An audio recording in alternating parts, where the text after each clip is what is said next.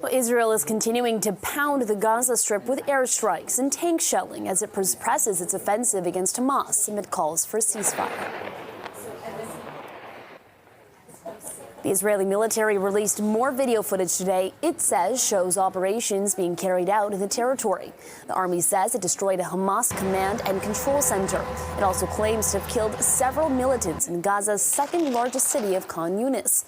Now, Hamas has been declared a terrorist group by Canada and many Western nations. Meantime, wounded people were rushed to hospitals after an Israeli airstrike hit a house in western Rafah early today. At least one person was killed and several others were injured.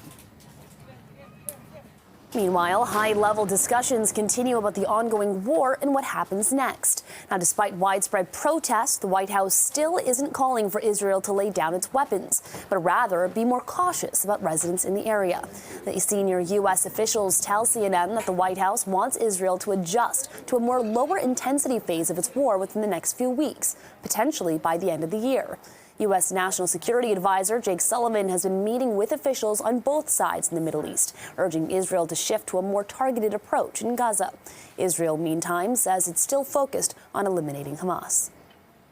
As President Biden has said many times, Israel has a right, indeed a duty, to defend itself against Hamas, a terrorist group that committed the worst massacre of the Jewish people since the Holocaust, that used rape and sexual violence to terrorize Israeli women, that continues to hold hostages, women, the elderly, the sick, the wounded, and hide in tunnels they've purposely built under civilian infrastructure.